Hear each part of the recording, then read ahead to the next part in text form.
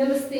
KP college की online class में आप सभी का स्वागत है। मैं सीमा शर्मा आज आपके सामने BA second year home science की क्लास लेके आई हूँ। आज हम सेकंड पेपर के अंदर 8th चैप्टर पढ़ने जा रहे हैं। आज के हमारे चैप्टर का नाम है पाक क्रिया, विधि, लाभ और पौष्टिकता बढ़ाना।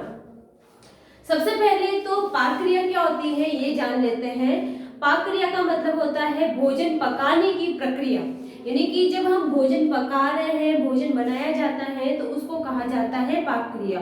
अब भोजन क्यों पकाया जाता है, उसके क्या लाभ है, उनके बारे में आज हम पढ़ेंगे। लाभ, सबसे पहला लाभ ये है कि जब हम कोई भी सब्जी, फल वगैरह अनाज खिलाते हैं तो वो बहुत कड़े होते हैं, तो भोजन को पकाने से वे कड़े होने के कारण नरम हो जाते हैं और मुलायम हो जाते हैं, जिसकी वजह से आसानी से उनको खाया जा सकता है, चबाया जा सकता है और निगला जा सकता है।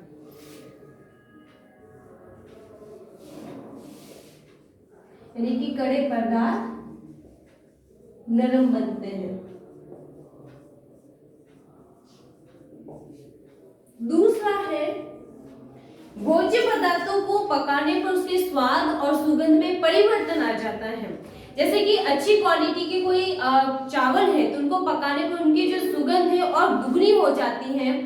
दूसरा, मछली जब होती है तो कच्ची अवस्था में उसमें एक अजीब सी गंध आती है, लेकिन पकाने पे वो गंध जो है वो स्वतः ही नष्ट हो जाती है। तो ये भोजन पकाने का ही लाभ है कि भोज्य पदार्थों की सुगंध में जो परिवर्तन देखा जा सकता है, यानी कि सुगंध में वृद्धि। फिर आता है पकाने से भोजन के अनेक रूप बनाए जा सकते हैं।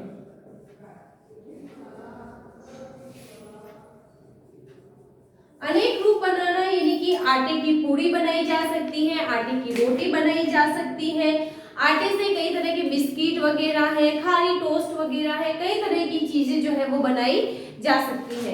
यानी कि एक ही चीज से हम अनेक प्रकार की चीजों को बनाकर उसकी बनावट, रंग, रूप, आकार में परिवर्तन ला सकते हैं।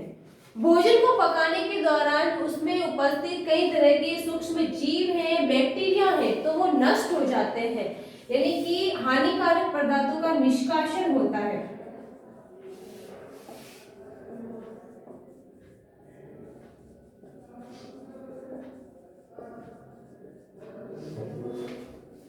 हानिकारक पदार्थों का निष्कासन, जैसे कि दूध है, कच्ची अवस्था में उसमें कई तरह के बैक्टीरिया वगैरह मिले हुए रहते हैं, जो कि उसको छानने, उबालने पर उच्च तापमान पर उसमें उपस्थित जो बैक्टीरिया है वो नष्ट हो जाते हैं। इसके कारण क्या हो जाता है कि जो जीवाणु पनप नहीं पाते हैं और हमारे शरीर में जाके रोग बढ़ाने में वो सक्षम नहीं हो पाते हैं। तो ये भोजन पकाने के कुछ लाभ हैं। अब अगर भोजन पकाया जा रहा है तो पके हुए भोजन की पौष्टिकता किस प्रकार बढ़ाई जा सकती है, उनके बारे में पढ़ेंगे। तो पौष्टिकता बढ़ाना, अगला जो हम पढ़ रहे हैं पौष्टिकता बढ़ाना।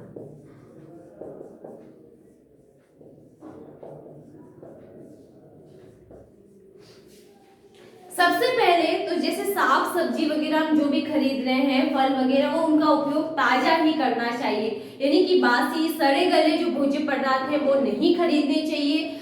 ताजे भोज्य पदार्थों को खरीदना चाहिए और उनको ताजी अवस्था में ही उपयोग में लिया जाना चाहिए। जैसे कि कुछ ऐसे भी सब्जियां रहती है जिसको हम कच्ची अवस्था में उपयोग में ले सकते हैं। टमाटर है, खीरा, ककड़ी वगैरह है, तो इनका उपयोग जो है हम सलाद के रूप में भी डायरेक्ट कर सकते हैं। फिर आता है कि कम से कम मात्रा में भोज्य पदार्थों के छिलके निकालना। कम से कम मात्रा में निकालने का कारण यह है कि छिलकों के नीचे, सब्जियों के जो छिलके होते हैं उनके नीचे पोषक तत्व विद्यमान रहते हैं, और अगर अधिक गहराई तक छिलके निकाले जाते हैं तो वे पोषक तत्व नष्ट हो जाते हैं। तीसरी बात ये आ जाती है कि भोजन की पौष्टिकता बढ़ानी है तो जो सब्जियों वगैरह को काटा जा रहा है तो बड़ा बड़ा काटा जाना चाहिए, क्योंकि छोटी अवस्था में छोटे काटने पर उनके जो अनावृत क्षेत्र है वो बढ़ जाता है और पौष्टिक तत्व जो रहते हैं वो नष्ट हो जाते हैं। सब्जियों को कभी भी जब पकाया जाता है तो सदैव ढक्कनदार बर्तन में बंद कर ही पकाया जाना चाहिए, क्योंकि खुले बर्तनों में पकाने पर जो वाष्प के माध्यम से उनके जो पोषक तत्व हैं वो उसमें घुलकर हवा के संपर्क में आकर नष्ट हो जाते हैं। इसलिए भोज्य पदार्थों को ढककर पकाया जाना चाहिए, ताकि ढककर पकाने पर उनकी पौष्टिकता ज्यों की त्यों बनी रहती है। कई बार ऐसा होता है कि जैसे हम दाल चावल वगैरह है बना रहे हैं, उबालते समय क्या होता है उनमें पानी ज्यादा हो जाता है।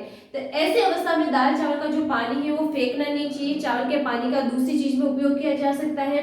दाल का पानी जो है सब्जियों वगैरह को बनाने के समय भी उपयोग में ले सकते हैं या आटा गूंथने में भी ले सकते हैं, क्योंकि उबालने पर जो दाल चावल की जो पौष्टिकता है वो पानी के अंदर घुल जाती है, और अगर पानी फेंक दिया जाएगा तो उसमें पौष्टिक तत्व जो है वो उस पानी के साथ व्यर्थ रह जाएंगे। उसके अलावा आता है जैसे कि कोई भी जैसे कि सब्जी वगैरह जो हम बना रहे हैं तो उनको मिक्स बनाया जा सकता है, मिश्रित करके भोज्य पदार्थ बनाए जा सकते हैं, या इस तरीके से बनाना चाहिए जिसमें 2 से अधिक पौष्टिक तत्वों की हमारी मांग जो है वो एक साथ में पूरी हो जाए। कभी भी जब हम भोजन बना रहे हैं, खासकर जब हम सब्जी वगैरह बनाते हैं, कुछ महिलाओं की वगैरह की आदत होती है कि बार बार सब्जियों को हिलाते हैं या ढक्कन खुला छोड़ देते हैं। बार बार हिलाने ढक्कन खुला छोड़ने से क्या होता है कि उनके जो पौष्टिक तत्व हैं वो नष्ट हो जाते हैं। इसलिए बार बार कभी भी सब्जी वगैरह को लगातार हिलाना नहीं चाहिए, उनको 1-2 बार हिलाने के बाद ढक्कन लगाकर पकने के लिए छोड़ दिया जाना चाहिए। जैसे कि प्रोटीन युक्त खाद्य पदार्थ है, अंडा है, मांस मछली वगैरह है, इन सभी चीजों को जो है धीमी आंच पर धीरे धीरे पकाया जाना चाहिए, क्योंकि तेज आंच के संपर्क में अगर ये पदार्थ आते हैं तो इनमें ऊपर से जो प्रोटीन है वो कड़ा हो जाता है, जो कि पचाने में मुश्किल रहता है। जहां तक हो ज्यादा से ज्यादा जैसे भोज्य पदार्थ है उनको प्रेशर कुकर के अंदर पकाया जाना चाहिए। प्रेशर कुकर के अंदर पकाने पर समय भी बचत हो जाती है, कम श्रम में और कम समय में जल्दी से जल्दी भोजन जो है वो पककर तैयार हो जाता है। जब हम दाल चावल वगैरह उपयोग में लेते हैं तो उनको बार बार धोना नहीं चाहिए, रगड़ रगड़ कर नहीं धोना चाहिए। रगड़ रगड़ कर धोने से ये होता है कि उनके ऊपर जो पौष्टिक तत्व हैं वो रगड़ने के कारण नष्ट हो जाते हैं, और ऐसे दाल चावल किसी भी उपयोग में लिए नहीं जा सकते हैं। पौष्टिक तत्वों की मात्रा उपलब्धि बढ़ाने के लिए एक से अधिकता पौष्टिकता बनाए रखने के लिए मिश्रित भोज्य पदार्थों का उपयोग करें। सूप वगैरह है, जूस वगैरह है बनाकर उपयोग में लिए जा सकते हैं, या जैसे पुलाव वगैरह बनाया जाए तो उसमें कई सारी वेजिटेबल्स हैं, चावल वगैरह मिलाकर एक से अधिक पौष्टिक तत्वों को हम प्राप्त कर सकते हैं। इसके अलावा आता है कि जैसे कि भोजन पकाते हैं तो पकाने की कुछ विधियां हैं कि भोजन को किस प्रकार से पकाया जाता है। अभी हम उन्हीं विधियों के बारे में आगे पढ़ेंगे।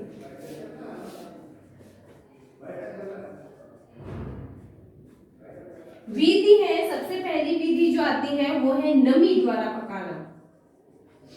नमी द्वारा पकाने में सबसे पहली विधि आती है उबालना। सभी जानते हैं कि घर पे दाल चावल है, आलू वगैरह है, पानी के अंदर डालकर उनको उबाला जाता है। तो उबालने की स्थिति में कोई भी जो वस्तु रहती है पूरी तरीके से पानी के अंदर डूबी हुई रहती है, और जब वो उबलती है तो उसका जो सामान्यतः तापमान देखा जाता है 100 डिग्री सेल्सियस के करीब उसका तापमान देखा जाता है। दूसरी विधि आती है खदकाना।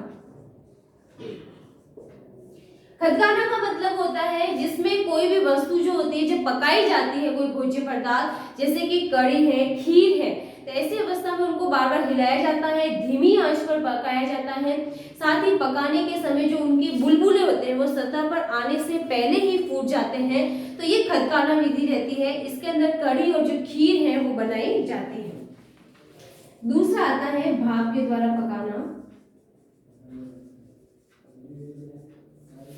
भाप द्वारा पकाना में सबसे पहली विधि है प्रत्यक्ष विधि।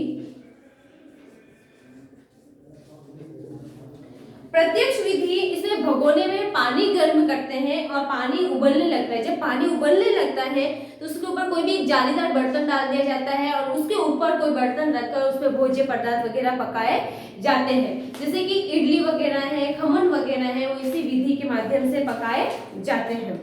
इस विधि से पकाने से ये होता है कि जैसे भाप के संपर्क में आकर भोज्य पदार्थ जो है तापमान प्राप्त करता है और वो पक जाता है। दूसरी विधि आती है इसी में अप्रत्यक्ष पकाना।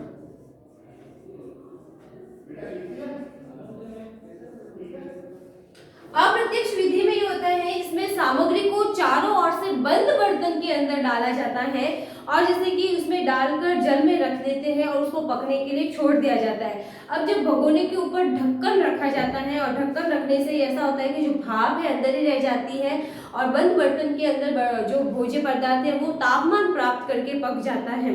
जैसे कि पूरी वगैरह जो बनाई जाती है वो इस विधि के माध्यम से पकाई जाती है। आती है वो है दाब द्वारा पकाना।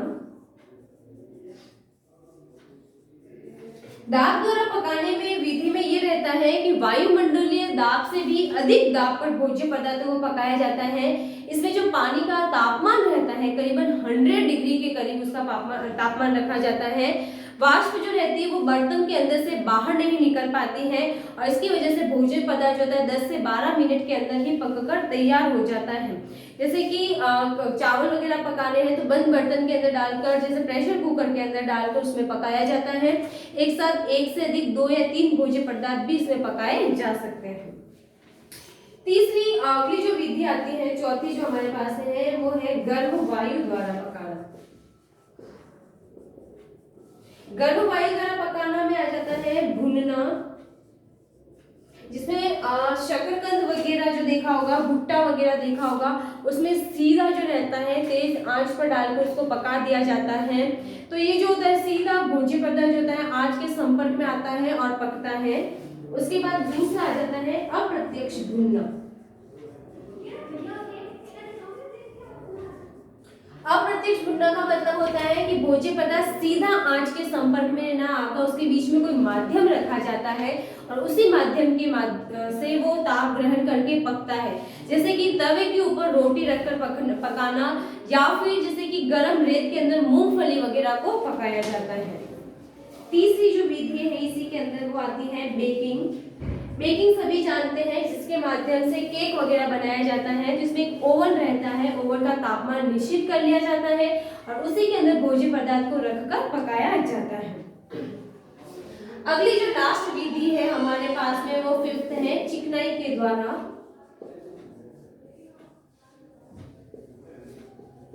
चिकनाई के द्वारा भी 2 तरीके से पकाया जाता है। एक होती है उथला तलना।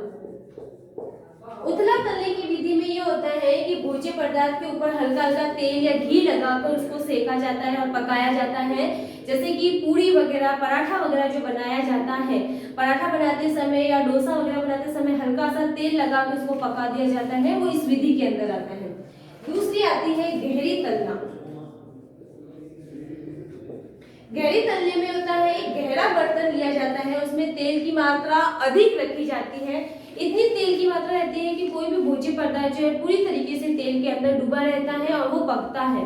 जैसे कि समोसा, कचौरी वगैरह जो रहता है वो इसमें पकाए जाते हैं।